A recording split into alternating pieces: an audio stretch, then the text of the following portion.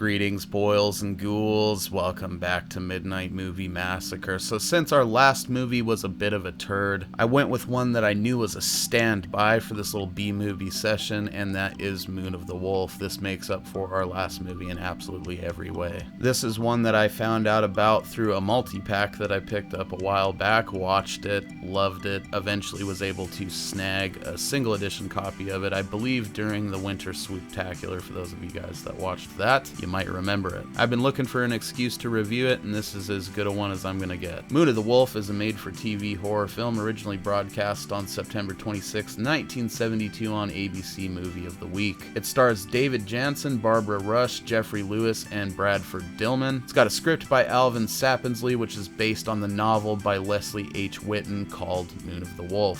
Very much looking forward to checking that out. We'll talk more about that at the end. It was directed by Daniel Petrie, and it was filmed on location in Burnside and Clinton, Louisiana. Basic gist of it is a local sheriff is investigating the death of a young girl from the French Quarter, kind of the poor part of the town where, you know, the Cajuns live and whatnot. Initially, they suspect that she was killed by wild dogs, but after the medical examiner takes a look at her, it's very clear that she was knocked out before she was mutilated, so it, points towards foul play. So naturally, our local sheriff has to set about trying to figure out who had motive and means to commit this murder. He quickly narrows down a few suspects, namely her older brother, who's got like some rage against her hanging out with like the rich folks across the river, one of the rich dudes that lives across the river, and the local doctor who she was having an affair with. So he's kind of trying to narrow it down to a definitive suspect. All of them pretty much have motive and means to have done it, but as more murders occur in town and the severity of them increases, it quickly becomes clear that this is not like a human being doing this. Not gonna spoil the twist at the end for you, but what you have on your hands here is just an awesome little murder mystery story. It's very much like a southern version of Twin Peaks almost at first. It just so happens to have a werewolf in there. They managed to use the werewolf element to tell a kind of tragic, heartfelt story of redemption. They also managed to do some pretty cool stuff to highlight sort of the tensions between the different classes in Louisiana at the time, like the rich plantation owner type folks, and the French-speaking Cajun population that's living in poverty in comparison. And naturally woven within that is the fear of like having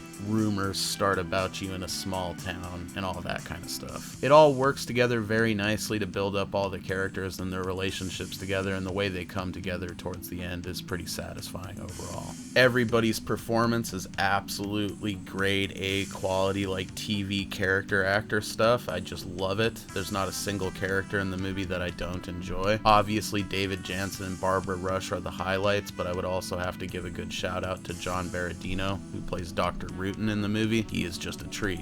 As far as like tits and ass or visceral blood, guts, and violence, the movie is sorely lacking in that category. It is a fucking TV movie from 1972, so you really can't expect them to be splattering people all over the screen. That being said, most of the violence is implied quite effectively. The worst thing about the movie is really just the fact that the werewolf itself looks like just a B-grade version of the Wolfman. But for the purposes of the story, it works. And they still managed to do some pretty cool stuff with him when he is in the movie in wolf form. If you're really looking for like a more visceral, violent version of this story, I'm pretty certain that the novel that it's based on by Leslie H. Whitten is probably a lot more graphic than this, as novels tend to be. So as I said, I'm very much looking forward to checking it out eventually. It looks like the type of thing you could find for like 50 cents or $1 at a used bookstore, and the cover art alone is worth buying the book. As far as the movie goes though, you really can't go wrong with this stuff. It doesn't really suffer from the lack of like blood and gore. It's just a solid story that's solidly performed by a solid cast of fucking solid people. And you know what? As bad as it looks, I kinda like the classic Wolfman style werewolf. Combined with the rest of the tone and mood of the movie, it gives it a very classic sort of almost Universal Monsters vibe, but set in the American South, with all of the atmosphere and